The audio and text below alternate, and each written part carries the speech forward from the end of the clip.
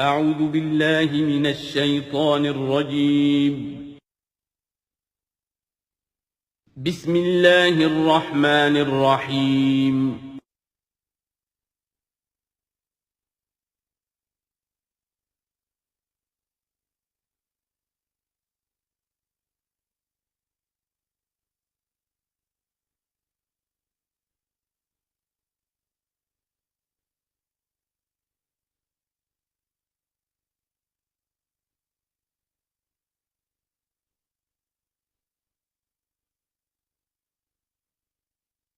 اعوذ باللہ من الشیطان الرجیم بسم اللہ الرحمن الرحیم وَلَقَدْ أَرْسَلْنَا نُوحًا إِلَىٰ قَوْمِهِ فَلَبِثَ فِيهِمْ أَلْفَ سَنَةٍ إِلَّا 50 عَامًا فَأَخَذَهُمُ الطُّوفَانُ وَهُمْ ظَالِمُونَ صدق اللہ العظیم. رب اشرح لي صدری ويسر لي امری واحلل عقدۃ من لسانی یفقہوا قولی. سورہ عنکبوت کے کل 7 رکوع ہیں. پہلا رکوع جیسا کہ میں عرض کر چکا ہوں کہ قرآن مجید کے اہم ترین مقامات میں سے ہے. خاص طور پر دعوت اور تحریک اور اللہ تعالیٰ کے دین کے غلبے کی جد و جہد میں جو مسائل درپیش ہوتے ہیں کارکنوں کو، اس دور میں جب کہ پرسیکیوشن ہو، ستایا جا رہا ہو، مشکلات آ رہی ہوں، قربانیاں دینی پڑیں، تو اس کے جتنے بھی مسائل پیدا ہوتے ہیں ان سب کا بہت ہی جامع جو بیان ہے اور رہنمائی ہے وہ اس رکوع میں آ چکی ہے. تو یہ نوٹ کر لیجئے کہ مطالعہ قرآن حکیم کے جس منتخب نصاب کا میں تذکرہ کرتا رہا ہوں چند دنوں سے، اس کا جو 5واں حصہ ہے اس کا پہلا سبق جو ہے وہ اسی سورہ عنکبوت کے پہلے رکوع پر مشتمل ہے، اور یہ اس حصے کا یوں سمجھیے کہ بمنزلہ فاتحہ ہے اس حصے کے لیے. اب جو بقیہ 6 رکوع ہیں ان میں 3 میں انباء الرسل کا معاملہ آ رہا ہے، لیکن ظاہر بات ہے کہ یہاں جو انباء الرسل آ رہے ہیں تو بیچ بیچ میں خاص طور پر یہی جو مسئلہ ہے بیک گراؤنڈ میں جو مسلمانوں کو مسائل درپیش ہیں اور جو اس وقت حضور صلی اللہ علیہ وسلم اور آپ کے ساتھی جن مسائل سے دوچار ہیں، اور جو کچھ کے کشاکش جو ہے مکے میں ہو رہی ہے اہل کفر اور اہل ایمان کے مابین، تو اس کے یوں سمجھیے بٹوین دی لائنز وقفے وقفے سے اس کی طرف بھی اشارے ہیں. پھر جو بقیہ 3 رکوع رہ جائیں گے ان 3 رکوعوں میں 2 لڑیاں ہیں جو بٹی ہوئی ہیں. ایک لڑی میں خطاب ہے مشرکین عرب کی طرف، اور ایک لڑی میں جو اہل ایمان تھے، جو حضور صلی اللہ علیہ وسلم پر ایمان لائے تھے، جو ان مشکلات سے دوچار تھے، وہاں بھی پھر گن کر 10 ہدایات ان کو دی گئی ہیں. لیکن وہاں یہی ہے کہ وہ بٹی ہوئی ہونے کی وجہ سے لڑیاں وہ کٹا پھٹا معاملہ ہوگا، جیسے کہ سورہ بقرہ میں آپ کو بتا چکا ہوں یا سورہ نساء میں. وَلَقَدْ أَرْسَلْنَا نُوحًا إِلَىٰ قَوْمِهِ، اور ہم نے بھیجا تھا نوح کو اس کی قوم کی طرف. فَلَبِثَ فِيهِمْ أَلْفَ سَنَةٍ إِلَّا 50 عَامًا، تو رہا ان کے مابین وہ 1000 برس سے صرف 50 برس کم، 950 برس. حضرت نوح کا ذکر کتنی مرتبہ آ چکا ہے، لیکن یہ بات پہلے کبھی نہیں کہی گئی. یہاں کیوں کہی گئی کہ اے مسلمانوں تم ابھی پریشان ہو گئے ہو، ابھی اس کے امتحان اور بھی ہیں. اور جیسے کہ سورہ انعام میں آیا تھا، اے نبی اگر آپ کو یہ جھٹلا رہے ہیں وَإِن يُكَذِّبُوكَ فَقَدْ كُذِّبَ رُسُلٌ مِّن قَبْلِكَ، تو آپ سے پہلے ہمارے رسول تھے، انہوں نے صبر کیا. ذرا یاد کیجئے کہ ہمارے بندے نوح نے صلی اللہ علیہ السلام 950 برس تک صبر کیا. تو اے مسلمانوں تم سوچو، تم ابھی سے گھبرا گئے. یہ موج پریشاں خاطر کو پیغام لبے ساحل نے دیا ہے، دور وصال بحر کبھی تو موجوں میں گھبرا بھی گئی. فَأَخَذَهُمُ الطُّوفَانُ وَهُمْ ظَالِمُونَ، تو اس کی قوم کو، حضرت نوح کی قوم کو آ پکڑا طوفان نے اور وہ ظالم تھے، گناہگار تھے. فَأَنجَيْنَاهُ وَأَصْحَابَ السَّفِينَةِ، تو ہم نے بچا لیا اس کو یعنی حضرت نوح کو اور کشتی والوں کو. وَجَعَلْنَاهَا آیَةً لِّلْعَالَمِينَ، اور اسے ہم نے بنا دیا تمام جہانوں کے لیے، تمام جہان والوں کے لیے ایک نشانی. وَإِبْرَاهِيمَ، اور ہم نے بھیجا ابراہیم کو. اذ قال لقومه، جبکہ اس نے کہا اپنی قوم سے، اعبدوا اللہ واتقوہ، اللہ کی بندگی اختیار کرو اور اس کا تقوی اختیار کرو. ذالکم خیر لکم ان کنتم تعلمون، یہی تمہارے لیے بہتر ہے اگر علم رکھتے ہو. انما تعبدون من دون اللہ اوثانا، یہ جن کو تم پوج رہے ہو اللہ کو چھوڑ کر، یہ تو صرف کوئی بت ہیں، ان کے تھان ہیں جو تم نے بنا لیے ہیں. وتخلقون افکا، اور تم نے جھوٹ موٹ گھڑا ہوا ہے، یہ اس کی کوئی بنیاد نہیں، کوئی سند نہیں، نہ عقل میں اور نہ ہی کسی اللہ کی اتاری ہوئی کتاب میں. ان الذین تعبدون من دون اللہ لا یملکون لکم رزقا، یہ لوگ جنہیں تم پوجتے ہو اللہ کے سوا وہ تمہیں رزق نہیں دینے کا اختیار رکھتے. فابتغوا عند اللہ الرزق، تو رزق تلاش کرو اللہ کے پاس. اللہ سے مانگو رزق، اللہ سے اپنی مشکل کشائی کی درخواست کرو، اللہ سے اپنی حاجت روائی کے لیے دعا کرو، وَاعْبُدُوهُ اور اس کی بندگی کرو، وَاشْكُرُوا لَهُ اور اس کا شکر ادا کرو، الیہ ترجعون یقیناً اسی کی طرف تم لوٹا دیے جاؤ گے۔ اب یہ ذکر حضرت ابراہیم کا کر کر طویل جو ہے ایک جملہ معترضہ آ رہا ہے کہ رخ موڑ دیا گیا ہے اس وقت جو کشاکش ہو رہی تھی حضور کے اور مشرکین مکہ کے درمیان، اب ذکر اس کا ہو رہا ہے۔ وَإِن تُكَذِّبُوا گویا کہ اب خطاب ہو رہا ہے اہل مکہ سے، اور اگر تم جھٹلا رہے ہو فقد کذب امم من قبلکم، تو دیکھو تم سے پہلے بہت سی قوموں نے جھٹلایا، وما علی الرسول الا البلاغ المبین، اور ہمارے رسول پر محمد پر صلی اللہ علیہ وسلم کوئی ذمہ داری نہیں ہے سوائے واضح طور پر اور صاف صاف پہنچا دینے کے۔ اولم یروا کیف یبدی اللہ الخلق ثم یعیدہ، کیا وہ دیکھتے نہیں ہے کیسے اللہ تعالیٰ تخلیق پہلی مرتبہ کرتا ہے پھر وہ دوبارہ بھی کرے گا۔ ان ذلک علی اللہ یسیر، اور یہ اللہ تعالیٰ پر بہت آسان ہے۔ قل سیروا فی الارض فانظروا، اور تو ان سے کہیے کہ ذرا گھومو پھرو زمین میں اور دیکھو کیف بدا الخلق، کیسے اللہ تعالیٰ پہلے تخلیق کیا ہے اس نے خلق کو، ثم اللہ ينشئ النشأة الآخرہ، پھر اللہ اٹھائے گا یا اٹھاتا ہے۔ دنیا میں بھی ہو رہا ہے کہ کھیتی جو ہے وہ ختم ہو گئی، پھر اگلی پھر ایک فصل آ گئی، پھر فصل آ گئی، یہ تو ایک سائیکل چل رہا ہے، اور پھر یہ کہ اللہ تعالیٰ دوسری مرتبہ تمہیں اسی طرح اٹھا دے گا۔ نشأۃ آخرہ جو ہے آخرت کی جو تمہیں اٹھانا ہے وہ اللہ کے اختیار میں ہے۔ ان اللہ علی کل شیء قدیر، یقیناً اللہ ہر شے پر قادر ہے۔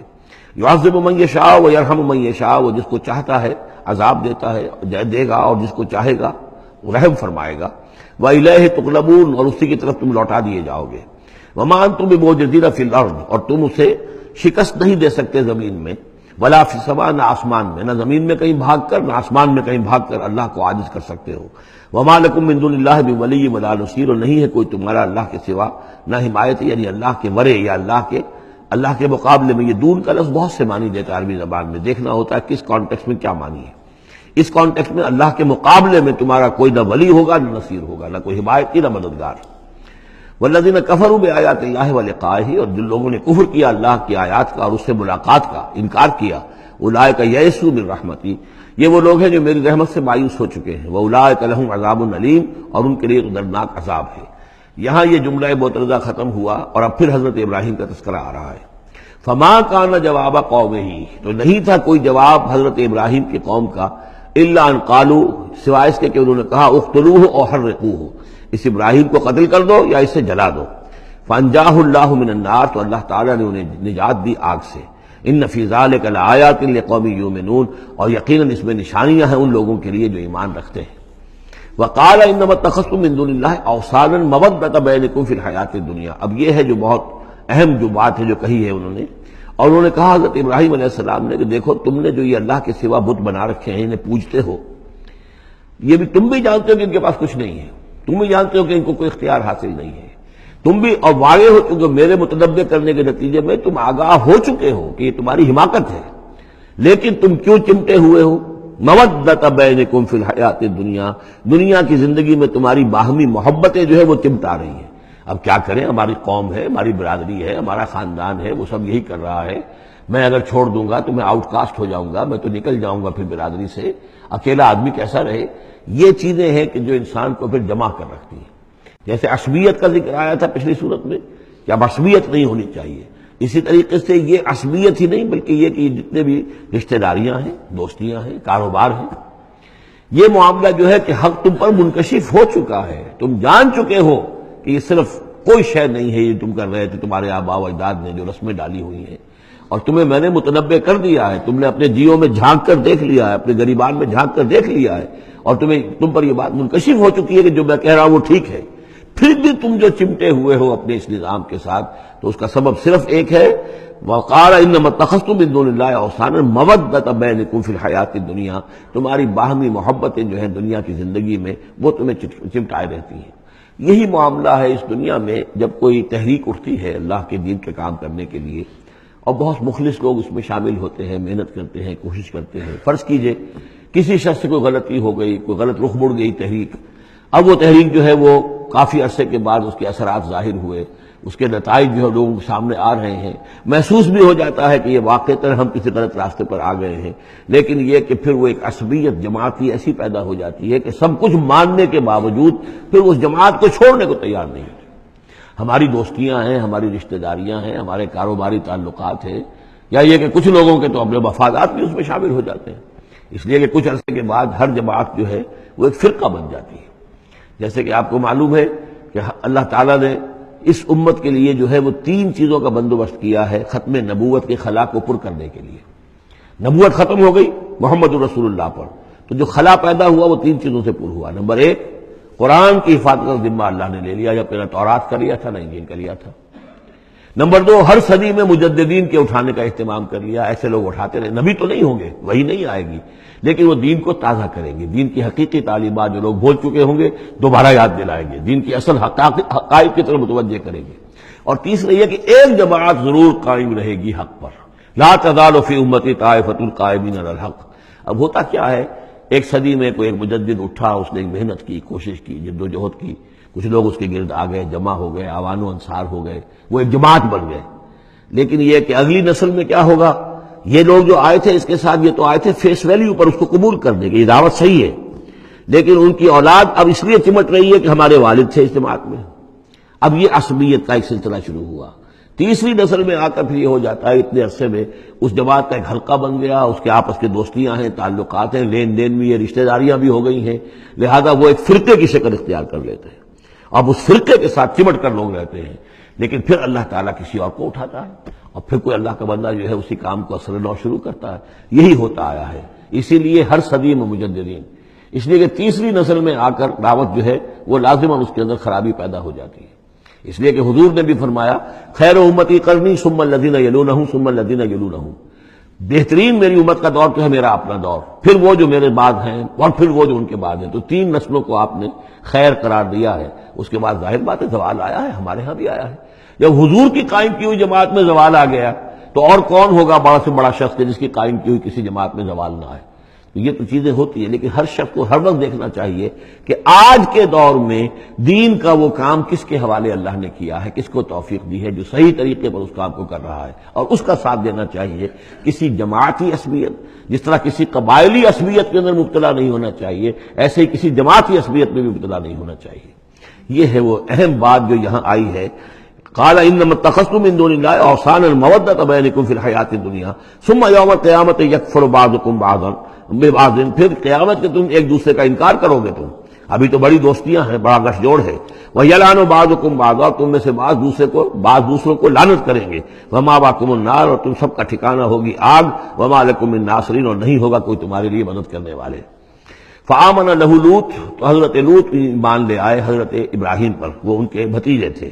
وقال انی مہاجر الی ربی، اور حضرت ابراہیم نے کہا میں اپنے رب کی طرف ہجرت کر رہا ہوں۔ وہ اپنا ملک چھوڑ کر چلے آئے شام کی طرف۔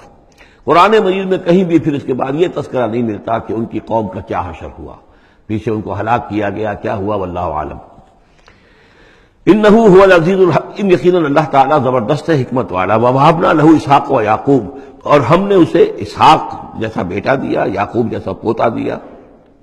وجعلنا فی ذریتہ النبوۃ والکتاب، اور پھر ہم نے اسی کی نسل میں، اسی کی اولاد میں نبوت اور کتاب رکھ دی۔ یہ نوٹ کر لیجئے کہ حضرت ابراہیم علیہ السلام کے بعد کوئی نبی، کوئی رسول اس دنیا میں ان کی نسل سے باہر نہیں آیا، لیکن یہ کہ ان کی نسل کہاں کہاں پھیلی ہے یہ ہم نہیں جانتے۔ حضرت ابراہیم کے بیٹے حضرت اسحاق، ان کی نسل کتنی تھی، کہاں کہاں گئی ہے؟ تورات نے تو محفوظ رکھا ہے صرف یعقوب کو، اس لیے کہ بنی اسرائیل کیونکہ یہ لوگ ہیں، اس اپنی نسلی وہ جو بات تھی اس کے حوالے سے حضرت یعقوب کے بارے میں تو ساری چیزیں موجود ہیں۔ حضرت اسحاق کی کوئی اور بیٹا بھی تھا کہ نہیں تھا؟ عیسو تھا مثلا، تو وہ عیسو کہاں ہے، اس کی اولاد کہاں گئی؟ اس طرح بنی قطورہ، کئی بیٹے تھے حضرت ابراہیم کے حضرت قطورہ سے، تو ان میں سے صرف ایک کا ہمیں تذکرہ ملتا ہے، وہ ہے حضرت شعیب جس نسل میں آئے ہیں، مریم کی اولاد، باقی کہاں گئے؟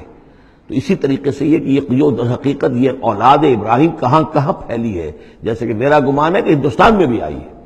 نہ صرف یہ کہ ہو سکتا ہے کہ حضرت اسحاق کی اولاد میں سے عیسو کی اولاد آئی ہو اور وہ یہاں پر آباد ہوئی ہو، لیکن یہ کہ ان کا تعلق بھی یہ خاص طور پر برہمن طبقہ جو ہے، میں سمجھتا ہوں کہ وہ اسی طریقے سے ابراہیم کی نسل سے ہے۔ برہمن ابراہیم سے تعلق رکھنے والا برہمن، تو یہ میں سمجھتا ہوں کہ لفظی جو ہے اس کے اندر مناسبت موجود ہے۔ واللہ عالم، یقین سے ہم نہیں کہہ سکتے، الا یہ کہ کوئی شخص ہسٹری کا اس کو اپنا ریسرچ کا موضوع بنائے، بڑا عالم ہو وہ لائبریریاں جو ہے کھنگالے اور پرانی تاریخیں دیکھے شاید. وَوَهَبْنَا لَهُ إِسْحَاقَ وَيَعْقُوبَ وَجَعَلْنَا فِي ذُرِّيَّتِهِ النُّبُوَّةَ وَالْكِتَابَ، ہم نے اسی کی نسل میں، اسی کی اولاد میں نبوت اور کتاب رکھ دی. طویل عرصے تک وہ نبوت و کتاب آتی رہی حضرت یعقوب کی اولاد میں، پھر آخری نبوت و رسالت حضرت اسماعیل کی اولاد میں. وَآتَيْنَاهُ أَجْرَهُ فِي الدُّنْيَا، ہم نے اسے اجر جو ہے دنیا میں بھی عطا فرمایا.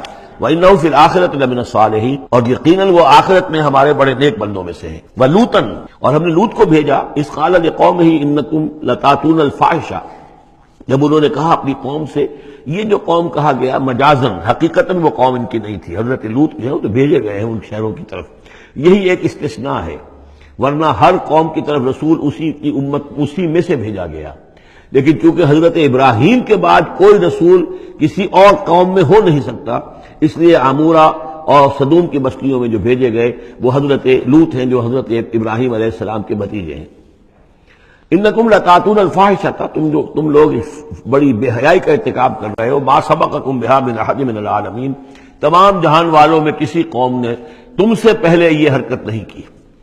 انکم لتاتون الرجال، کیا تم مردوں کی طرف آتے ہو اپنی شہوت کو پورا کرنے کے لیے. وتقطعون السبیل، اور راستہ مارتے ہو.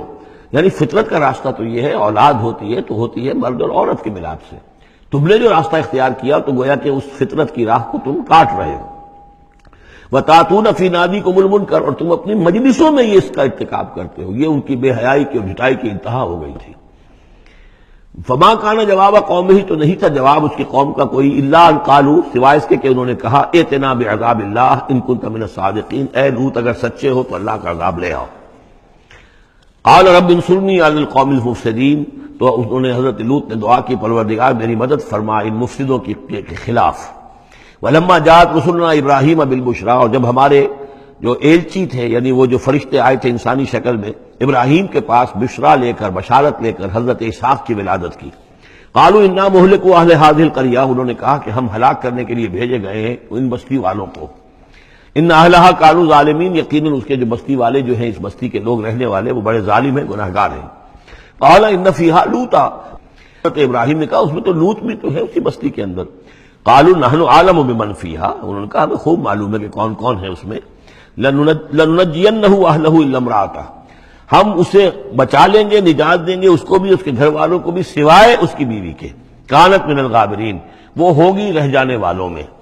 ولما ان جاءت رسلنا لوطا، اور جب وہ ہمارے ایلچی جو ہے وہ پہنچے حضرت لوط کے پاس، سیء بہم، ان کو دیکھ کر وہ پریشان ہوئے. وضاق بہم ذرعا، اور ان کا دل جو بہت تنگ ہوا. خوبصورت لڑکوں کی شکل میں آئے تھے. وقالوا لا تخف ولا تحزن، انہوں نے کہا نہیں آپ نہ کوئی خوف کھائیں اور نہ کوئی رنجیدہ ہوں. انا منجوک واہلک، ہم تو آپ کو نجات دینے کے لیے آئے ہیں اور آپ کے گھر والوں کو، الا امرأتک، سوائے آپ کی بیوی کے. کانت من الغابرین، وہ پیچھے رہنے والوں ہی میں ہے.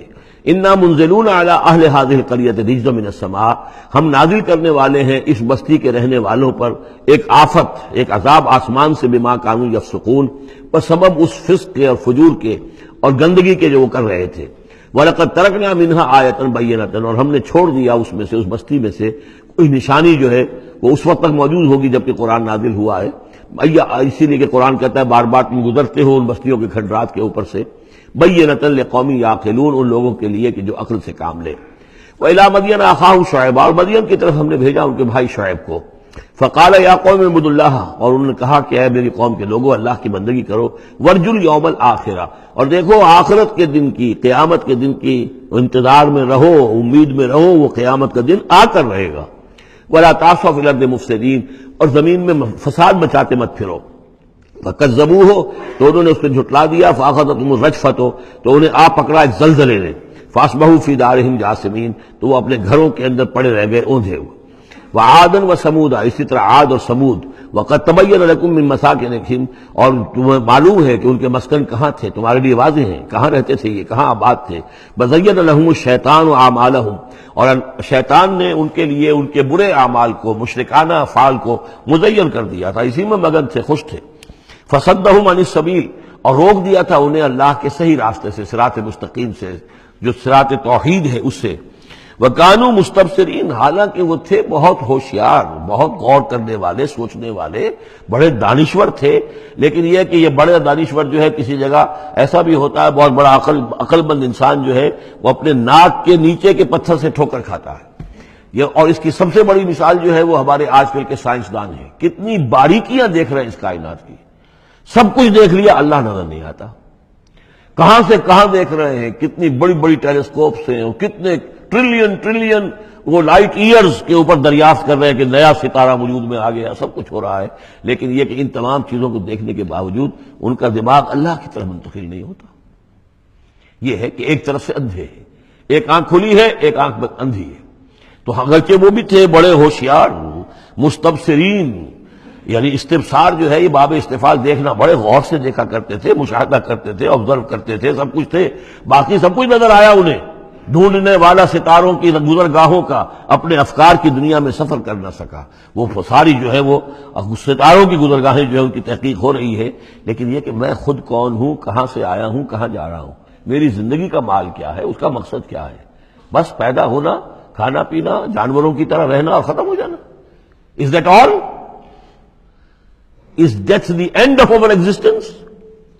کیا موت پر ہمارے وجود کا خاتمہ ہو جائے گا؟ تو کیا زندگی ہوئی. عمر دراز مانگ کے لائے تھے 4 دن، 2 آرزو میں کٹ گئے، 2 انتظار میں. کتنا وقت تو گزر گیا. بچپن کے اندر ابھی فہم ہی نہیں تھا، لڑکپن ہے، اس کے بعد نوجوانی ہے، اس کے کچھ اپنے ہی اور جو ہے اس کی کیفیات ہوتی ہیں. جب ذرا ہوش اور شعور آیا ہے، ایک ذرا ہوش میں آنے کے خطا کار ہیں ہم، اور اس کے بعد پھر بڑھاپا آ گیا، اور اس کے بعد جو ہے کہلا یعلم من بعد علم شیئا. بس یہی زندگی ہے. یہ اشرف المخلوقات ہے، یہ مسجود ملائک کی زندگی یہ ہے؟ نہیں. اصل زندگی تو ہے تو اسے پیمانہ امروز و فردا سے نہ ناپ، جاویداں پہ ہم دواں ہر دم جواں ہے زندگی. وہ زندگی تو ابدی ہے. یہ تو اس کا چھوٹا سا حصہ علیحدہ کر کے ایک امتحانی وقفہ بنا دیا ہے. اسے ایک امتحانی وقفہ ہے، 3 گھنٹے کا نہیں، 30 سال کا صحیح، بس اس کے علاوہ کچھ نہیں. کوانٹیٹیو فرق ہے، کوالٹیٹیو نہیں. وَقَارُونَ وَفِرْعَوْنَ وَحَامَانَ، اور ہلاک کیا ہم نے قارون کو بھی اور فرعون کو بھی اور حامان کو بھی. وَلَقَدْ جَاءَهُم مُوسَىٰ بِالْبَيِّنَاتِ، ان کے پاس موسیٰ آئے تھے واضح تعلیمات لے کر. فَاسْتَكْبَرُوا فِي الْأَرْضِ، انہوں نے زمین میں تکبر کیا. وَمَا كَانُوا سَابِقِينَ، لیکن یہ کہ وہ ہماری پکڑ سے بچ کر نکل جانے والے نہیں تھے، ہم سے آگے نہیں نکل سکتے تھے. فَكُلًّا أَخَذْنَا بِذَنبِهِ، ہم نے سب کو پکڑا ان کے گناہوں کی پاداش میں. فَمِنْهُمْ مَنْ أَرْسَلْنَا عَلَيْهِمْ حَاصِبًا، تو ان میں وہ بھی تھے کہ جن پر ہم نے ایسی زوردار ہوا بھیجی جس میں پتھراؤ تھا. وہ ہوا جو ہے ان پر پتھراؤ کر رہی تھی. تو یہ قوم لوط پر بھی ہوا ہے، اور بعض حضرات کے نزدیک قوم عاد پر بھی. سخرها عليهم 7 ليال و8 أيام حسوما فترى القوم فيها صرعا، ایک ایسی تیز آندھی آئی ہے، 7 راتیں اور 8 دن چلتی رہی کہ اس نے اٹھا کر پٹخا ہے. اور اس میں وہ کنکر بھی تھے، وہ بلٹس کا کام کر رہے تھے، جو اور سے بڑے پتھر تھے وہ کام کر رہے تھے میزائلز کا. تو یہ سب کے سب ہلاک ہو گئے. فمنہم من ارسلنا علیہ حاصبا ومنہم من اخذته الصیحہ، اور ان میں سے وہ بھی تھے کہ جن کو ایک چنگھاڑ نے آ پکڑا. یہ سمود اور اہل مدین تھے. ومنہم من خسفنا به الارض، ان میں وہ بھی تھے کہ جنہیں ہم نے زمین میں دھسا دیا. یہ قارون کا معاملہ ہے جو سورہ قصص میں آ چکا ہے. ومنہم من اغرقنا، اور وہ بھی تھے جنہیں ہم نے غرق کر دیا. اور غرق کرنے کے 2 طریقے ہوئے. ایک تو یہ کہ جو قوم آباد تھی، قوم نوح جہاں تھی، وہی غرق کیا، وہی کا وہی. لیکن یہ کہ ایک یہ ہے کہ فرعون کو اور اس کے فوج کو اور لاؤ لشکر کو ان کے محل سے نکال کر، ان کے شہروں سے نکال کر لا کر اور دریا سمندر میں غرق کیا. وما كان الله ليظلمهم، لیکن اللہ تعالیٰ ان پر ظلم کرنے والا نہیں تھا. ولكن كانوا انفسهم يظلمون، بلکہ یہ تو وہ خود اپنے اوپر ظلم کر رہے تھے. مثل الذين اتخذوا من دون الله اولیاء كمثل العنكبوت، یہ بھی اس حصے کی ان 3 رکوعوں کی بڑی اہم آیت ہے، تمثیل ہے. مثال ان لوگوں کی کہ جنہوں نے اللہ کے سوا کسی کو اپنا حمایتی بنا رکھا ہے. یہ حمایتی غیر مرئی بھی ہو سکتے ہیں، جیسے یہ ہماری دیوی ہے، یہ دیوتا ہے، یہ اس کی کرپا چاہیے، اس کی نظر کرم ہو، یہ ہمارے جو اولیاء اللہ ہیں ذرا ان کی طرف سے اگر کچھ ہمیں فیض پہنچ جائے. اور یہ بھی ہوتا ہے دنیا میں بھی، مادی اعتبار سے بھی. اور یہ جو بھی کاز اینڈ ایفیکٹ کا سلسلہ، اس کے تحت بھی تو ہم آخر لوگوں کو اپنا دوست سمجھتے ہیں، یہ ہمارے حمایتی ہیں، یہ ہماری مدد کریں گے. لیکن واقعہ یہ ہے کہ سوائے ایک اللہ کی دوستی کے باقی ساری دوستیاں جو ہیں وہ مکڑی کے جالے جتنی بس مضبوط ہیں، اس سے زیادہ نہیں ہے. مثل الذین اتخذوا من دون اللہ اولیاء کا مثل العنکبوت، جن لوگوں نے اللہ کو چھوڑ کر کسی اور کو اپنا پشت پناہ اور مددگار بنایا ہے، کسی اور پر توکل ہے، کسی اور پر سہارا ہے، امریکہ ہماری مدد کرے گا۔ وہ جو کچھ 71 میں ہوا وہ آپ کو معلوم ہے، وہ بیڑا اس کا جہاز بھی آ رہا تھا، لیکن یہ کہ کوئی مدد ہماری نہیں کی گئی، کوئی نہیں ہے، کوئی کسی کا سہارا بننے والا نہیں ہے۔ سہارا تو اگر کوئی ہے تو وہ اللہ ہے، لیکن اس کو تم نے چھوڑ دیا، اس کو سہارا نہیں بنایا۔ مثل الذین اتخذوا من دون اللہ اولیاء کمثل العنکبوت اتخذت بیتا، یہ بکری بھی تو ایک گھر بناتی ہے، جالا بناتی ہے۔ وَإِنَّ أَوْهَنَ الْبُيُوتِ لَبَيْتُ الْعَنكَبُوتِ، اور سب جانتے ہیں کہ تمام گھروں میں سب سے زیادہ کمزور گھر وہ اس مکڑی کا گھر ہے۔ لَوْ كَانُوا يَعْلَمُونَ، کاش کہ انہیں معلوم ہوتا۔ ان اللہ یعلم ما یدعون من دونہ من شیء، اللہ خوب جانتا ہے کہ جس کو یہ پکار رہے ہیں اللہ کے سوا کوئی شے ہے ہی نہیں۔ وَهُوَ الْعَزِيزُ الْحَكِيمُ، اور وہ زبردست ہے حکمت والا۔ وَتِلْكَ الْأَمْثَالُ نَضْرِبُهَا لِلنَّاسِ وَمَا يَعْقِلُهَا إِلَّا الْعَالِمُونَ، اور یہ مثالیں ہیں کہ جو ہم لوگوں کے لیے بیان کرتے ہیں لیکن نہیں سمجھتے ان سے مگر وہی لوگ کہ جو علم رکھنے والے ہیں۔ خلق اللہ السماوات والارض، اللہ تعالیٰ نے آسمان اور زمین تخلیق فرمائے، بالحق، حق کے ساتھ۔ ان فی ذلک لآیۃ للمؤمنین، یقیناً اس میں نشانی ہے اہل ایمان کے لیے۔ اب یہ جو بقیہ 3 رکوع ہیں 21ویں پارے میں آ رہے ہیں، یہ جیسا کہ میں نے عرض کیا اس میں 2 لڑیاں ہیں بٹی ہوئی۔ ایک لڑی ہے خطاب اہل ایمان سے، یہاں ایک جگہ آپ کو مل جائے گا کہ براہ راست خطاب بھی ہے، یا عبادی الذین آمنوا، یا ایھا الذین آمنوا والا جو ہے، جو مدنی صورتوں میں جو خطاب کا صیغہ ہے وہ تو یہاں بھی نہیں آیا، لیکن براہ راست خطاب کیا ہے۔ لیکن یہ کہ اگر گنتی کریں گے تو کچھ 10 احکام اور دیے گئے ہیں ان لوگوں کو جو دین کے لیے کسی محنت کے اندر، جد و جہد میں، اس کو غالب کرنے کی کسی کوشش میں، اس کی تحریک میں، اس کی دعوت میں لگے ہوئے ہوں، اور اس میں ان کے لیے مصائب ہوں، مشکلات ہوں، تکالیف ہوں، پریشانیاں ہوں، تو ان کے لیے کیا ہدایات ہے؟ سب سے پہلی ہدایت 100 ہدایتوں کی ایک ہدایت، اتل ما اوحی الیک من الکتاب، تلاوت کرتے رہا کرو اس شے کی جو وحی کی گئی ہے آپ کی جانب کتاب میں سے۔ یہی ہم پڑھ چکے ہیں سورہ کہف میں بھی، وَاتْلُ مَا أُوحِیَ إِلَيْکَ مِن کِتَابِ رَبِّکَ لَا مُبَدِّلَ لِکَلِمَاتِهِ وَلَن تَجِدَ مِن دُونِهِ مُلْتَحَدًا۔ وہی بات، سب سے بڑا سہارا بندہ مومن کا کیا ہے؟ اللہ پر جتنا یقین ہوگا، اللہ پر جتنا بھروسہ ہوگا، اللہ سے جتنا تعلق ہوگا اتنا ہی صبر کرے گا۔ وَاصْبِرْ وَمَا صَبْرُكَ إِلَّا بِاللَّهِ، اور اللہ کے ساتھ تعلق کا سب سے بڑے ذریعہ یہ قرآن مجید ہے۔ طرفوا بِأَيْدِيكُمْ وَطَرَفُوا بِيَدِ اللَّهِ، اس کا ایک سرا تمہارے ہاتھ میں ہے، ایک سرا اللہ کے ہاتھ میں ہے۔ القرآن حبل اللہ الممدود من السماء إلى الأرض، حضرت عبداللہ ابن مسعود کی روایت کردہ حدیث ہے، حضور نے فرمایا یہ اللہ کی رسی ہے، مضبوطی کے ساتھ تھام لو اس کو، یہ تنی ہوئی ہے زمین سے آسمان تک۔ تو واعتصموا بحبل اللہ جمیعا، تو اس کے لیے یہ کہ قرآن پڑھا کرو۔ اتل ما اوحی الیک من الکتاب واقم الصلاۃ، اور قرآن کے بعد نمبر 2 نماز قائم کرنا۔ یہ نماز جو ہے اقم الصلاۃ لذکری، یہ سورہ طٰہٰ میں ہم پڑھ آئے ہیں، حضرت موسیٰ کو پہلی وحی ہو رہی ہے، پہلی گفتگو ہو رہی ہے کوہ طور پر، اقم الصلاۃ لذکری ان الصلاۃ تنہی عن الفحشاء والمنکر، یقیناً یہ نماز روکتی ہے بے حیائی کے کاموں سے بھی اور برے کاموں سے بھی۔ وَلَذِکْرُ اللَّهِ اکبر، اور جان لو اللہ کا ذکر سب سے بڑی شے ہے۔ یہاں ذکر کو علیحدہ نہ سمجھیں، یہی ذکر ہے، قرآن جو ہے الذکر ہے۔ ہم نے سورہ ہجر میں دیکھا الذکر، انا نحن نزلنا الذکر وانا لہ لحافظون، تو ذکر میں سب سے پہلے قرآن ہے۔ نمبر 2 اقیم الصلاۃ لذکری، نماز قائم کرو میری یاد کے لیے۔ قرآن تو ہے ہی مجسم ذکر، نماز ذکر کے لیے ہے۔ اور تیسری چیز کیا ہے؟ ادعیہ معصورہ ہیں محمد رسول اللہ صلی اللہ علیہ وسلم کی، زندگی کا ہر کام کرتے ہوئے دعا ہے۔ آپ بیت الخلاء میں داخل ہو رہے ہیں تو دعا ہے، نکل رہے ہیں تو دعا ہے، گھر سے باہر جا رہے ہیں دعا ہے، گھر میں داخل ہو رہے ہیں دعا ہے، شیشہ دیکھا ہے تو دعا ہے، کپڑے بدلے ہیں دعا ہے، ہر کام کیجئے وہ، لیکن یہ کہ آپ کا اس وقت اللہ کے ساتھ ذہنی رشتہ قائم رہتا ہے۔ چوتھے نمبر پر جو بھی اور حضور نے فرمائے ہیں، یہ 33 مرتبہ سبحان اللہ، 33 مرتبہ الحمدللہ اور اللہ اکبر، یہ بھی ذکر ہے۔ تو یہ تمام شکلیں ذکر کی ہیں، صرف کسی ایک شے کو ذکر نہ سمجھے ہمارے ہاں یہ بن گیا بس اللہ اللہ کر رہے ہیں تو ذکر ہے، نہیں، ذکر میں سب سے پہلے قرآن کی تلاوت ہے۔ اتل ما اوحی الیک من الکتاب واقم الصلاۃ ان الصلاۃ تنہی عن الفحشاء والمنکر ولذکر اللہ اکبر واللہ یعلم ما تصنعون۔ ایک تو یہ ہدایت ہو گئی، اللہ خوب جانتا ہے جو تم کر رہے ہو۔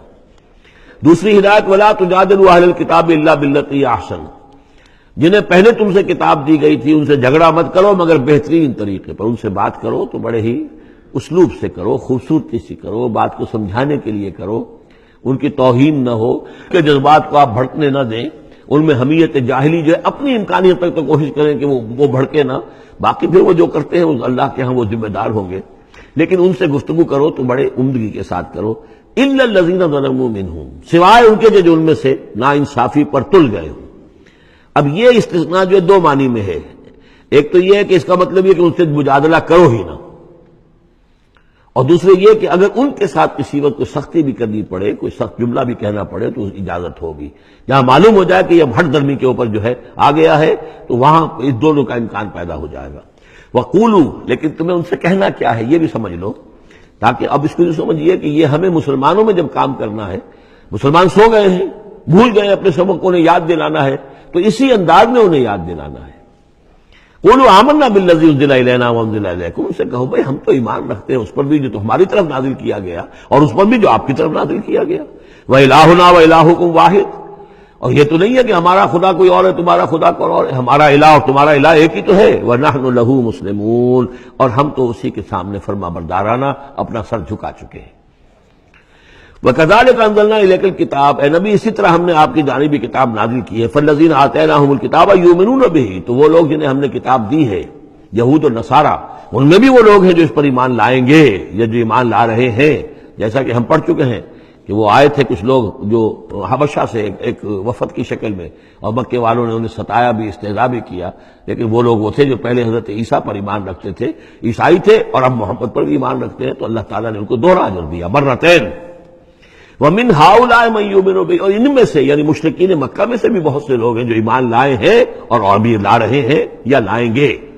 وَمَا يَجْحَدُ بِآيَاتِنَا إِلَّا الْكَافِرُونَ، اور ہماری آیات کا انکار تو نہیں کرتے سوائے وہی کہ جو ناشکرے ہیں اور جو کفر کر اڑ گئے ہوں۔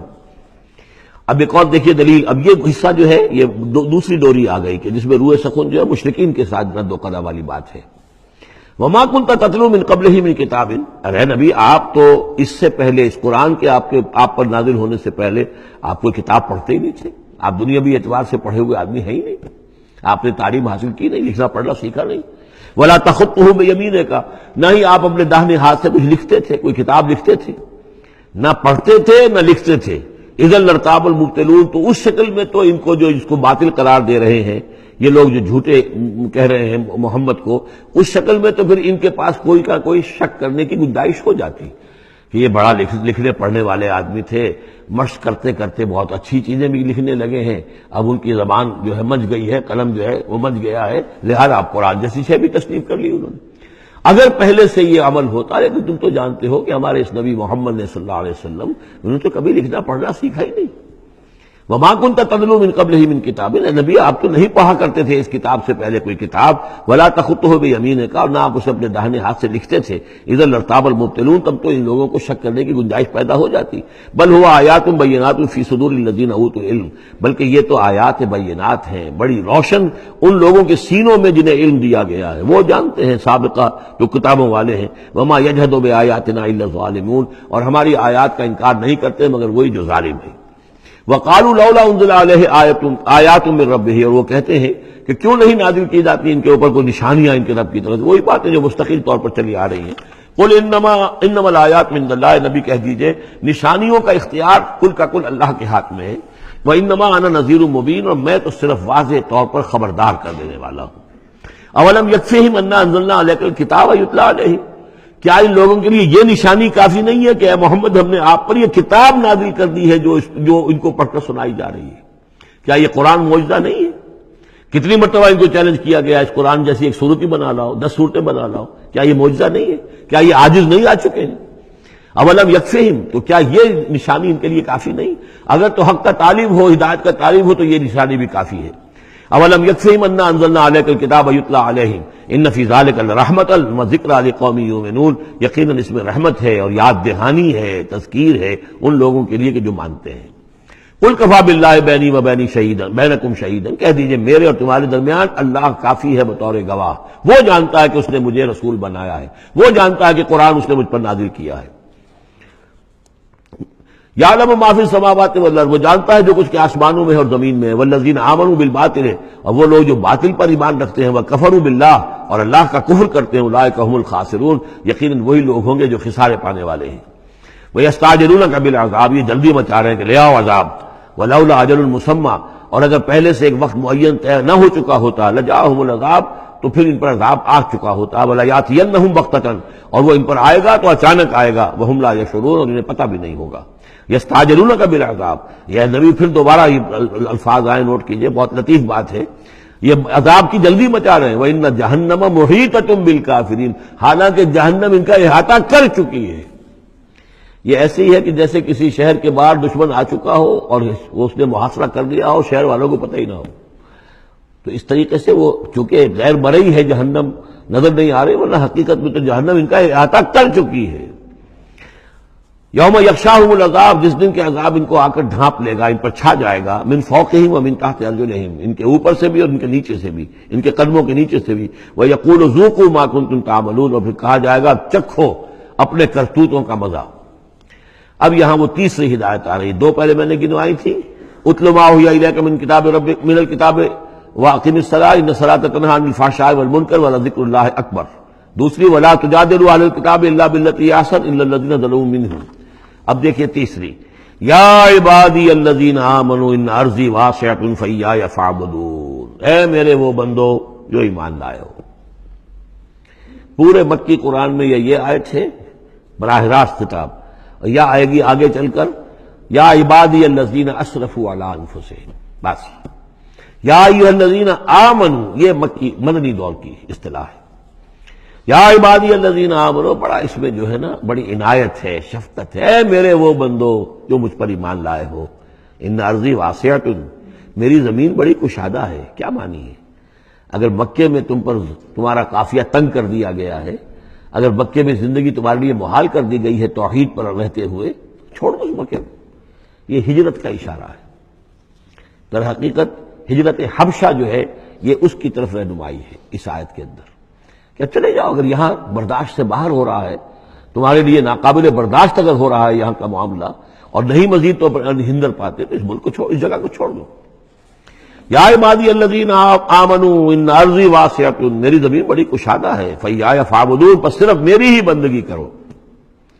چوتھی ہدایت، کل نفس ذائقۃ الموت، دیکھو موت تو آنی ہی آنی ہے، آج آ جائے کل آ جائے، آج نہ آئے کل آ جائے گی۔ آخر عمار اور یاسر کو ابو جہل نے اگر فرض کرو کہ ذبح کر دیا ہے، تو فرض کیجئے کہ چند دن اور جیتے، موت تو پھر بھی آنی تھی نا۔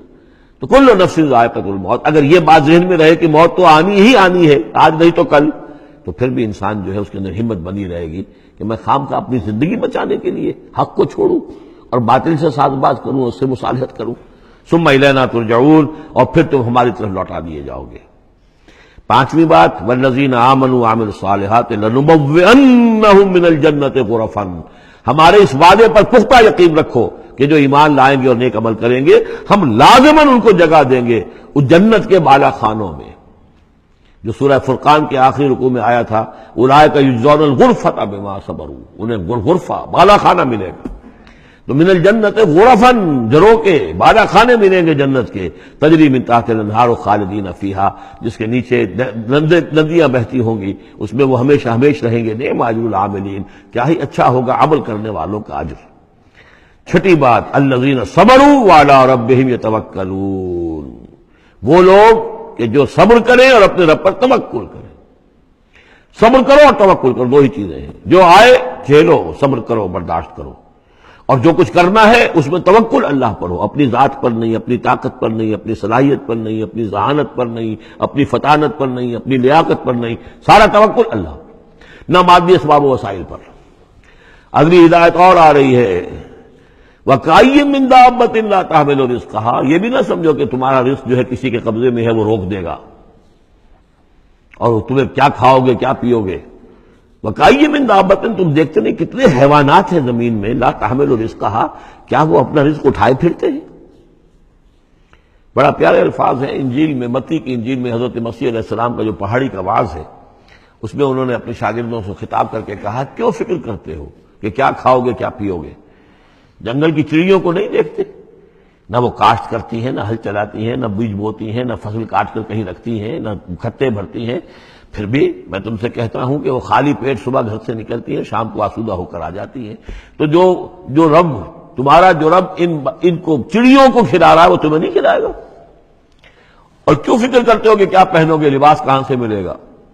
جنگل کی سوسن کو نہیں دیکھتے کہ جتنا خوبصورت لباس اس کو اللہ نے دیکھ رکھا ہے؟ یہ جو بھی پودے ہیں اور جو پھول ہیں ان کے، تو سلیمان بھی اپنی ساری شان و شوکت کے باوجود ویسا ملبس نہ تھا، ویسا خوبصورت لباس تو سلیمان کو بھی میسر نہیں تھا جو اللہ نے ان پھولوں کو دے رکھا ہے۔ تو غور کرو، جو وہ زمین کی اس گھاس پھوس کو، ان پودوں کو اس قدر حسین لباس دے رہا ہے، عمدہ لباس دے رہا ہے، جو ابھی ہیں اور کل نہیں ہوں گے، یا یہ کہ کاٹ کر اور وہ چولہوں میں جلا دی جائے گی گھاس، تو کیا وہ تمہیں نہیں پہنائے گا؟ لیکن تم یقین نہیں کرتے۔ توکل اور ایمان، یہ دونوں چیزیں ساتھ ساتھ جائیں گی۔ جتنا اللہ پر ایمان ہے اتنا ہی توکل ہوگا، جتنا ایمان کمزور ہے توکل بھی نہیں ہو سکے گا۔ تو الذین صبروا علی ربہم یتوکلون وکأی من دابۃ لا تحمل رزقها، یہ سارے جو ہیں چوپائے اپنا رزق لیے نہیں پھرتے، اللہ یرزقها وإیاکم، اللہ انہیں بھی رزق دیتا ہے، تمہیں بھی دے گا، وہو السمیع العلیم، اور یقیناً وہ سب کچھ سننے والا، جاننے والا ہے۔ ایسا نہیں کہ اسے معلوم نہ ہو کہ میرا بندہ بھوکا ہے، میرا وفادار، میرا سپاہی، میرے دین کے لیے کام کرنے والا، اسے یہ معلوم نہ ہو کہ اس کو احتیاج ہے، اس کی کوئی ضرورت ہے۔ وہ نہ معلوم کس کے دل میں ڈالے گا کہ جو اس کے لیے ذریعہ بنا دے گا اس کو، اور اس کی ضرورت پوری ہو جائے گی۔ اب اس کے بعد جو دوسری کڑی آ گئی کہ جس میں پھر اب وہ مشرکین مکہ سے وَلَئِن سَأَلْتَهُم مَّنْ خَلَقَ السَّمَاوَاتِ وَالْأَرْضَ وَسَخَّرَ الشَّمْسَ وَالْقَمَرَ، اگر ان سے آپ پوچھیں گے کس نے پیدا کیا آسمان اور زمین اور کس نے مسخر کیا سورج اور چاند کو، لَيَقُولُنَّ اللَّهُ، وہ کہیں گے اللہ نے، فَأَنَّىٰ يُؤْفَكُونَ، پھر کہاں سے یہ لوٹا دیے جاتے ہیں۔ اللہ یبسط الرزق لمن یشاء من عبادہ ویقدر لہ، یہ اللہ ہی ہے کہ جو اپنے بندوں میں سے جس کے لیے چاہتا ہے رزق کو کشادہ کر دیتا ہے، اور جس کے لیے چاہتا ہے ماپ تول کر دیتا ہے، کم کر دیتا ہے۔ ان اللہ بکل شیء علیم، یقیناً اللہ تعالیٰ ہر چیز پر ہر چیز کا علم رکھتا ہے۔ وَلَئِن سَأَلْتَهُم مَّن نَّزَّلَ مِنَ السَّمَاءِ مَاءً فَأَحْيَا بِهِ الْأَرْضَ مِن بَعْدِ مَوْتِهَا، اور اگر آپ ان سے پوچھیں گے کس نے برسایا آسمان سے پانی اور زندہ کیا زمین کو اس کے مردہ ہو جانے کے بعد، لَيَقُولُنَّ اللَّهُ، وہ کہیں گے فوراً اللہ نے کیا۔ قُلِ الْحَمْدُ لِلَّهِ، کہو پھر کل حمد کل شکر بھی اللہ ہی کے لیے ہے، بل اکثرہم لا یعقلون، لیکن یہ لوگ، ان کی اکثریت عقل سے کام نہیں لیتی۔ اب اگلی اور ہدایت آ رہی اہل ایمان کے لیے، وَمَا هَٰذِهِ الْحَيَاةُ الدُّنْيَا إِلَّا لَهْوٌ وَلَعِبٌ وَإِنَّ الدَّارَ الْآخِرَةَ لَهِيَ الْحَيَوَانُ لَوْ كَانُوا يَعْلَمُونَ۔ دیکھو مسلمانوں، یہ دنیا کی زندگی تو کھیل کود کے سوا کچھ نہیں، کھیل ہے، کچھ جی کا بہلا لینا ہے، یہ ڈرامہ ہے جو ہو رہا ہے۔ یہاں بادشاہ ہوتا ہے کچھ عرصے کے لیے، بادشاہ جیسے ڈرامے میں بادشاہ ہوتا ہے، لیکن جب مرے گا تو کیا وہ بادشاہت کہاں رہ جائے گی؟ ایسے ہی ڈرامے سے نکل آئے گا، لباس اتار دے گا تو ایک ایکٹر کا ایکٹر ہے، چاہے وہ فقیر تھا پہلے اس ڈرامے کے اندر، اور دوسرا ایکٹر جو ہے بادشاہ تھا، باہر نکل کر 3 گھنٹے کے بعد دونوں کے دونوں ایک جیسے ہیں، اور نہ وہ بادشاہ ہے نہ وہ فقیر ہے۔ یہ ہے عارضی سا ہے، لیکن یہ کہ ان الدار الآخرۃ لہی الحیوان، یقیناً آخرت کا گھر وہ ہے اصل زندگی وہ ہے۔ لو کانوا یعلمون، کاش کہ ہمیں معلوم ہوتا، لو کننا نعلم، کاش کہ ہمیں معلوم ہوتا۔ یہ بھی نوٹ کر دیجئے، آخرت کو صرف مان لینا کہ ہاں آخرت ہے، بعد سے بعد الموت ہے، یہ کافی نہیں ہے۔ یہ معلوم ہو کہ اصل زندگی وہی ہے۔ میں نے جو اس کی تشبیہ جو ہے بیان کی ہے بعض مواقع پر، کہ ایک کتاب ہوتی ہے، اس کا دیباچہ بھی ہوتا ہے، اس کا کوئی ضمیمہ بھی ہوتا ہے، چھوٹا سا ضمیمہ۔ ہمارا جو تصور ہے وہ یہ کہ اصل کتاب زندگی تو یہ دنیا کی زندگی ہے، ہاں ایک ضمیمہ لگا ہوا ہے آخرت کا، اس کی اہمیت ہمارے نزدیک اتنی ہے۔ ضمیمہ ہے بس، دنیا کی زندگی اصل زندگی ہے۔ ہونا کیا چاہیے کہ یہ دنیا کی زندگی تو دیباچہ ہے، اصل کتاب جو ہے وہ آخرت کی زندگی ہے۔ یہ ریشو پروپورشن کم سے کم، حالانکہ ویسے تو فائنائٹ اور انفائنائٹ کے درمیان کو ریشو پروپورشن ہو ہی نہیں سکتی، ایک لامحدود زندگی اور ایک محدود زندگی، کیا اس میں ریشو پروپورشن ہوگی؟ لیکن یہ کہ پھر بھی اگر کوئی کرنی ہے تو دیباچہ اور کتاب زندگی اصل موت کے بعد کھلے گی، یہ دیباچہ ہے، یہ مقدمہ ہے۔ ہم نے کیا سمجھا ہے اصل زندگی، کتاب زندگی یہ ہے، ہاں ایک ضمیمہ بھی اس کے ساتھ ہے جس کا نام آخرت ہے۔ فَإِذَا رَكِبُوا فِي الْفُلْكِ، پھر انہی مشرکین سے پھر خطاب ہو رہا ہے، اور یہ مضمون کئی بار آ چکا ہے۔ جب یہ سوار ہوتے ہیں کشتی میں دعوا اللہ مخلصین لہ الدین، تو پھر یہ اللہ ہی کو پکارتے ہیں، اس کے لیے اپنی اطاعت کو خالص کرتے ہوئے. فلما نجاہم الی البر، اور جب اللہ تعالیٰ انہیں نجات دے دیتا ہے خشکی کی طرف، اذا ہم یشرکون، تو پھر یہ شرک کرنا شروع کر دیتے ہیں. لیکفروا بما آتیناہم، تاکہ یہ ناشکری کریں اور کفر کریں ہماری دی ہوئی نعمتوں کی، ولی یتمتعوا، اور تاکہ بس مزے اڑا لیں. فسوف یعلمون، پھر یہ جان لیں گے. الہاکم التکاثر حتی زرتم المقابر کلا سوف تعلمون ثم کلا سوف تعلمون. اصل حقیقت تو اس وقت کھلے گی. اولم یروا انا جعلنا حرما آمنا، یہ پھر اہل ایمان سے کہا جا رہا ہے، کیا یہ دیکھتے نہیں کہ ہم نے حرم کو ان کے لیے امن کی جگہ بنا دیا ہے. وَيُتَخَطَّفُ النَّاسُ مِنْ حَوْلِهِمْ، اور لوگ جو ہے اچک لیے جاتے ہیں ان کے ارد گرد سے. باقی عرب کے اندر تو امن و امان تھا ہی نہیں. أَفَبِالْبَاطِلِ يُؤْمِنُونَ وَبِنِعْمَةِ اللَّهِ يَكْفُرُونَ، تو کیا یہ باطل پر ایمان رکھتے ہیں اور اللہ کی نعمت کا یہ کفران کر رہے ہیں. وَمَنْ أَظْلَمُ مِمَّنِ افْتَرَىٰ عَلَى اللَّهِ كَذِبًا وَكَذَّبَ بِالْحَقِّ لَمَّا جَاءَهُ، اس شخص سے بڑا ظالم اور کون ہوگا جس نے کوئی چیز گھڑ کر اللہ کی طرف منسوب کر دی، اور اسی طرح وہ شخص کہ جس نے اللہ کی طرف سے آئے ہوئے حق کی تکذیب کر دی جبکہ اس کے پاس آیا. یہ دونوں ہم بدن جرم ہیں. یعنی اگر میں جھوٹ موٹ قرآن جو ہے خود تصدیق کر کے اللہ کی طرف منسوب کر رہا ہوں تو مجھ سے بڑا ظالم اور گناہ گار کوئی نہیں. لیکن یہ بھی سوچ لو، اگر واقعتاً یہ اللہ کا کلام ہے جو میں تمہارے سامنے پیش کر رہا ہوں اور تم اس کی تکذیب کر رہے ہو تو تم سے بڑا ظالم کوئی نہیں. الیس فی جہنم مثوی للکافرین، تو کیا جہنم ہی میں ٹھکانہ نہیں ہے ان کافروں کا. اور آخری آیت جو ہے پھر اسی سیغے میں لنہدین والذین جاہدوا فینا، اہل ایمان کے دلجوئی کے لیے گھبراؤ نہیں، پریشان نہ ہو. والذین جاہدوا فینا لنہدینہم سبلنا، وہ لوگ کہ جو ہماری راہ میں جہاد کریں، محنت کریں، کوشش کریں، جد و جہد کریں، قربانیاں دیں، اظہار کریں، انہیں مطمئن رہنا چاہیے ہمارا پختہ وعدہ ہے، مؤکد وعدہ ہے، ہم لازماً ان کی رہنمائی کریں گے اپنے راستوں کی طرف. لَنَهْدِيَنَّهُمْ سُبُلَنَا وَإِنَّ اللَّهَ لَمَعَ الْمُحْسِنِينَ، اور یقیناً اللہ تعالیٰ ساتھ ہے اہل احسان کے، جو اللہ تعالیٰ کے پر ایمان اور یقین اس درجے کا رکھتے ہوں اور اس کے لیے تن من دھن لگانے کے لیے تیار ہوں، تو اللہ ان کے ساتھ ہے. یعنی اللہ کی نصرت ساتھ ہے، اللہ کی مدد ساتھ ہے، اللہ کی تائید ساتھ ہے. سورۃ الروم، بسم اللہ الرحمن الرحیم. الف لام میم، غلبت الروم فی ادنى الارض وهم من بعد غلبهم سيغلبون في بضع سنين للہ الامر من قبل ومن بعد ويومئذ يفرح المؤمنون بنصر اللہ ينصر من يشاء وهو العزیز الرحیم. وعد اللہ لا يخلف اللہ وعدہ ولكن اکثر الناس لا يعلمون. یہ سورہ روم جو ہے، اس میں آغاز میں جو مضمون آیا ہے وہ اس اعتبار سے بہت اہم ہے کہ ایک تاریخی پس منظر بھی ہے اس کا، اور ایک بہت بڑی پیشن گوئی تھی کہ جو ان آیات میں کی گئی تھی کہ جو پھر صحیح ایگزیکٹلی جیسے کہ پیشن گوئی اللہ نے کی تھی ان آیات میں وہ پوری ہوئی. یہ آپ ذہن میں رکھیے کہ بہت طویل عرصے تک، کئی 100 برس تک تاریخ کے اندر، جب یہ ایرانی امپائر بنی ہے کہ خسرو سے سائرس کے زمانے سے 2500 سال پہلے جو بادشاہ تھا ذوالقرنین، تو ایک بڑی سلطنت یہ تھی، اور دوسری بڑی سلطنت جو تھی وہ سلطنت روما تھی. سلطنت روما کا سب سے بڑا حصہ تو خیر روم جو یورپ کے اندر تھا، لیکن یہ ترکی کا پورا علاقہ اور مغربی میڈیٹرینین کے ساتھ ساتھ جو ساحل ہے یہ ان کے پاس ہوتا تھا. ان دو حکومتوں میں جیسے سی سو ہوتا ہے، جھولا جھول رہی تھی تاریخ. کبھی ایرانیوں میں کوئی زوردار طاقتور بادشاہ اٹھا باصلاحیت، اس نے حملہ کیا اور رومیوں کو دھکیل دیا وہ یورپ کے اندر اور ایشیا خالی کرا لیا. کبھی رومیوں میں کوئی زبردست طاقتور کوئی بادشاہ اٹھا جو کہ جس کے اندر صلاحیت تھی، وہ آ کر ایرانیوں کو دھکیلتا ہوا پیچھے لے جاتا تھا. تو اس طریقے سے یہ سی 100 جو ہے یہ کئی 100 برس تک جاری رہا. حضور کی بعثت کے زمانے میں ایسا معاملہ ہوا ہے کہ سن 614 میں، 602 سے لے کر 614 تک، اور حضور کی ولادت ہوئی 571 میں، یعنی جب حضور کی عمر 31 برس تھی اس سے لے کر اور 45 برس کی عمر تک ایک مسلسل جنگ چلی ہے ان دونوں کے مابین، روم اور ایران کی. لیکن سن 614 میں ایک بڑی زبردست شکست دی کیخسرو پرویز، کیخسرو ثانی وہ اپنے آپ کو کہتا تھا. پہلا کیخسرو تو تھا ذوالقرنین اور ثانی میں ہوں. اب بہرحال یہ ایک بڑا باصلاحیت حکمران تھا. اس نے شکست دی ہے رومیوں کو بہت بری طرح. شام میں، اب یہ چونکہ رومی عیسائی ہو چکے تھے، سن 300 عیسوی میں یہ عیسائی ہو چکے تھے. یروشلم ان کا مقدس مقام تھا، لیکن نام رکھا ہوا تھا ایلیا. سن 70 میں جو یروشلم کو انہوں نے برباد کیا تھا، تو اس کے بعد ہیڈریان ایک رومن امپرر تھا جس نے کہ دوبارہ آباد کیا یروشلم کو، اور لیکن اس کا نام بدل دیا. اب یروشلم نہیں تھا، یہ اس کا نام تھا ایلیا. ایلیا میں ان کی وہ صلیب بھی تھی جو ان کے عقیدے کے مطابق حضرت مسیح علیہ السلام کو جس پر صلیب دی گئی تھی، ان کا مقدس مقام تھے یہ.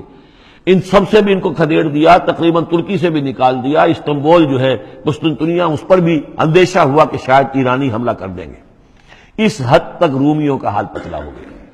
اب ہو یہ رہا تھا کہ جو عرب میں مکے میں ادھر حضور کی دعوت ہے، شروع ہو چکی ہے، 5 برس ہو گئے حضور کو دعوت دیتے ہوئے، یا یہ کہ 15 برس ہونے کو آئے ہیں. لیکن ہوتا یہ تھا کہ یہ مشرکین مکہ یہ سمجھتے تھے کہ ایرانی تو ہمارے بھائی ہیں، وہ مشرک ہیں، آتش پرست ہیں، اور یہ نصرانی جو ہیں، یہ عیسائی جو ہیں، یہ مسلمانوں کے قریب تر ہیں، اس لیے کہ یہ عیسیٰ کو ماننے والے، موسیٰ کو ماننے والے، تو یہ لوگ جو ہیں ان سے قریب ہیں. تو وہ بغلے میں جا رہے تھے کہ مسلمانوں تمہارے جو ساتھی ہیں یا تم جیسے جو لوگ ہیں تمہارے قریب کے لوگ پٹ رہے ہیں، دیکھو ہمارے ساتھی جو ہیں وہ بڑے فتح مند ہو رہے ہیں، وہ آگ کے پوجنے والے، وہ مشرک جو نہ موسیٰ کو مانتے ہیں، نہ عیسیٰ کو مانتے ہیں، نہ تورات کو مانتے ہیں، نہ انجیل کو مانتے ہیں، انہوں نے تمہارے ان ساتھیوں کو کس طریقے سے کھدیڑ دیا ہے، شکست دی ہے. تو اس پر مسلمانوں کو صدمہ ہوا. اس پر یہ آیات نازل ہوئی کہ اگرچہ اس وقت تو فی الواقع صورت کی بن گئی ہے، لیکن چند ہی سالوں کے اندر یہ صورت بدل جائے گی، اور یہ کہ رومیوں کو غلبہ حاصل ہو جائے گا. یہ پیشن گوئی کی گئی. اس پر پھر حضرت ابوبکر صدیق نے کسی کافر مشرک سے ایک شرط بھی مان لی کہ اگر یہ قرآن کی پیشن گوئی درست ثابت ہوئی تو تم مجھے 100 اونٹ دو گے، اور اگر غلط ثابت ہوئی تو پھر میں تمہیں 100 اونٹ دوں گا. لیکن حضور انہوں نے کیے تھے شاید 3-4 سال کی کا یہ عہد کیا تھا. حضور نے کہا نہیں، بضع کا لفظ آ رہا ہے اس میں کہ چند سالوں کے اندر، بضع کا لفظ جو ہے وہ 9 تک اطلاق ہوتا ہے، تو 9 سال کو رکھو، اور شرط جو ہے دوبارہ اپنی اس 9 سال کے حوالے سے اونٹوں کی تعداد بھی بڑھا دی گئی، لیکن یہ کہ پھر شرط کی مدت 9 سال ہو گئی. لیکن 9 سال کے 9ویں سال ہی وہ جو ہے وہ جو پیشن گوئی قرآن کی تھی کہ وہ صحیح ثابت ہوئی.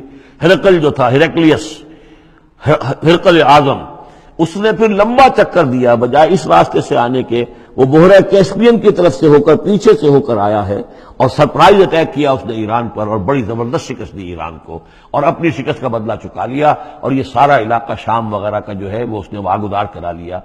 اور وہی تھا زمانہ جب کہ مسلمانوں کو میدان بدر میں فتح حاصل ہوئی.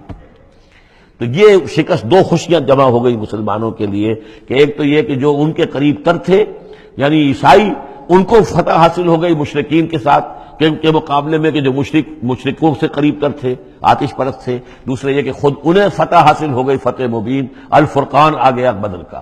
اس کا ذکر ہے ان آیات میں. الف لام میم، غلبت الروم، رومی مغلوب ہو گئے، فی ادنی الارض، قریب کی سرزمین میں. تو جغرافیہ تو آپ کو دکھایا تھا نقشہ، جزیرہ نما عرب، اور اس کے اوپر ایک طرف شام ہے، ایک طرف عراق ہے، اور ادھر عراق کے ساتھ ایران ہے. تو قریب جزیرہ نما عرب سے قریب ترین ممالک ہیں. فی ادنی الارض، قریب کے ملک میں رومی غالب آ گئے. لیکن وہم من بعد غلبہم سیغلبون، وہ اپنی اس مغلوبیت کے بعد ان قریب دوبارہ غالب آئیں گے. فی بضع سنین، چند سالوں میں.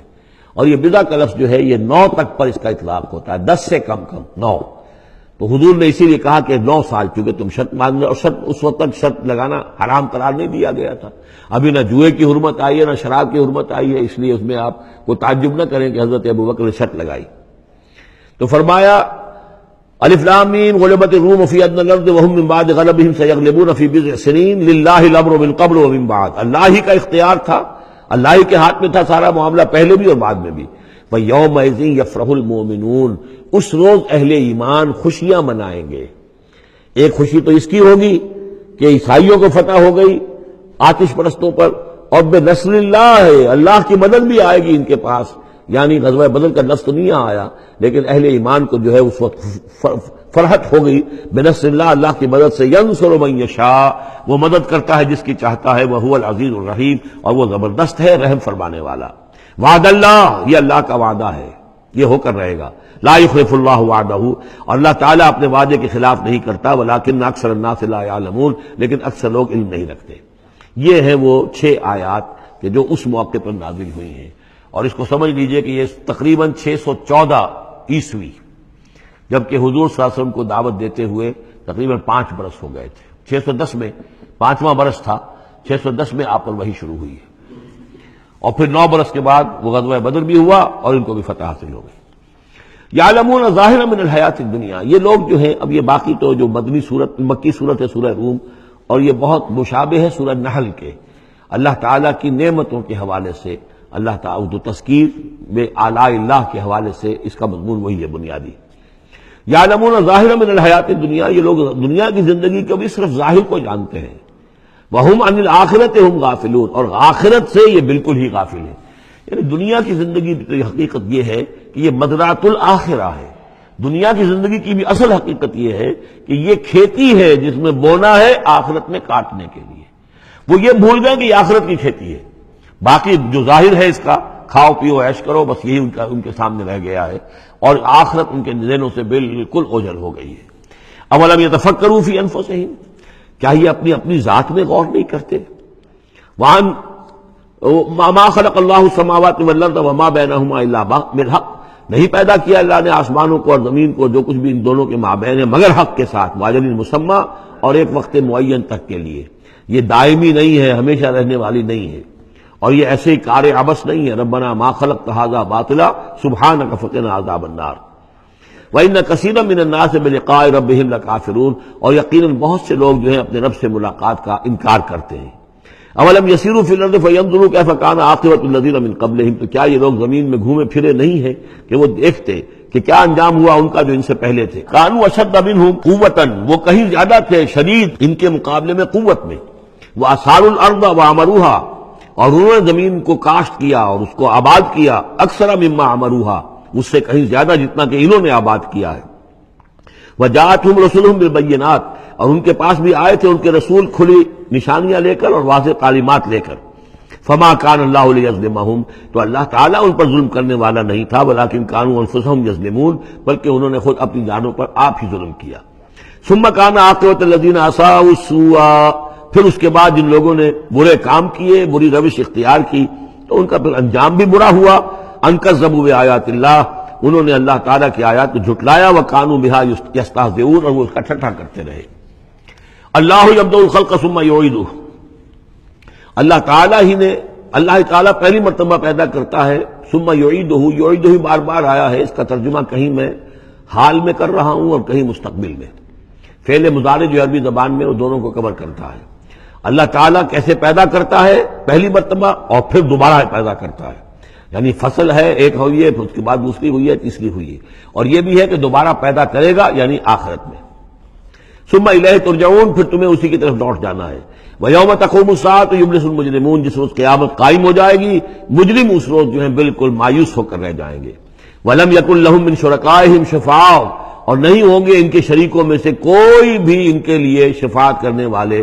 وَكَانُوا بِشُرَكَائِهِمْ كَافِرِينَ، اور خود یہ بھی اس روز پھر اپنے ان شرکاء کا کفر کریں گے جب دیکھیں گے کہ وہ ہمارا کوئی مدد کرنے کو تیار نہیں۔ وَيَوْمَ تَقُومُ السَّاعَةُ يَوْمَئِذٍ يَتَفَرَّقُونَ، جس روز قیامت قائم ہوگی اس روز یہ تقسیم ہو جائیں گے، پولرائزیشن ہو جائے گی، علیحدہ علیحدہ ہو جائیں گے۔ کیا ہوگی پولرائزیشن؟ فَأَمَّا الَّذِينَ آمَنُوا وَعَمِلُوا الصَّالِحَاتِ فَهُمْ فِي رَوْضَةٍ يُحْبَرُونَ، تو وہ لوگ جو ایمان لائے تھے اور جنہوں نے نیک عمل کیے تھے وہ ہوں گے باغ میں، اور وہاں ان کی آؤ بھگت ہو رہی ہوگی، تواضع ہو رہی ہوگی۔ وَأَمَّا الَّذِينَ كَفَرُوا وَكَذَّبُوا بِآيَاتِنَا وَلِقَاءِ الْآخِرَةِ، اور وہ لوگ جنہوں نے کفر کیا تھا اور ہماری آیات کو جھٹلایا تھا اور آخرت کی ملاقات کا انکار کیا تھا، فَأُولَٰئِكَ فِي الْعَذَابِ مُحْضَرُونَ، تو وہ عذاب میں حاضر کر دیے جائیں گے، پکڑے ہوئے گرفتار کر کے عذاب میں لا کر حاضر کر دیے جائیں گے۔ فسبحان اللہ حین تمسون وحین تصبحون، یہ اسی انداز میں دیکھیے سورہ نحل میں یہ آیت آئی تھی، بس اور انعام میں بھی۔ پھر اللہ ہی پاک ہے اس وقت بھی جب تمہیں شام ہوتی ہے، تم شام کرتے ہو، وحین تصبحون، اور جب کہ تم دوپہر ہوتی ہے، وحین تصبح جب صبح کرتے ہو۔ وَلَهُ الْحَمْدُ فِي السَّمَاوَاتِ وَالْأَرْضِ، اور اسی کے لیے ہے حمد اور تعریف آسمانوں میں اور زمین میں۔ وَعَشِيًّا وَحِينَ تُظْهِرُونَ، اور رات کے وقت بھی اور جب کہ دوپہر ہوتی ہے، ظہر کا وقت ہوتا ہے۔ یہ بھی نمازوں کے اوقات ہی کے حوالے سے، صبح کے وقت کی نماز ہے، شام کے وقت کی نماز ہے، رات کی نماز ہے، ظہر کی نماز ہے۔ یخرج الحی من المیت، وہ نکالتا ہے زندہ کو مردہ سے۔ انڈا بے جان شے ہے، اس میں زندگی کے کوئی آثار موجود نہیں ہے، اس میں سے چوزہ برآمد ہوتا ہے جاندار۔ وَيُخْرِجُ الْمَيِّتَ مِنَ الْحَيِّ، اسی طرح مرغی سے انڈا برآمد ہوتا ہے، اور بھی بہت سی چیزیں کہ جو نکل رہی ہیں۔ وَيُحْيِي الْأَرْضَ بَعْدَ مَوْتِهَا، اور وہ زندہ کر دیتا ہے زمین کو اس کے مرنے کے بعد۔ وَكَذَلِكَ تُخْرَجُونَ، اور اسی طریقے سے تم کو بھی نکال لیا جائے گا قبروں سے، زمین میں جہاں تم دفن ہوگے، جہاں تمہارے اجزاء تحلیل ہو چکے ہوں گے، لیکن اللہ تعالیٰ اسی طریقے سے اس مردہ زمین میں سے جیسے فصل نکال لیتا ہے تمہیں نکالنے آئے گا۔ بارک اللہ لی ولکم فی القرآن العظیم ونفعنی وإیاکم بالآیات والذکر الحکیم۔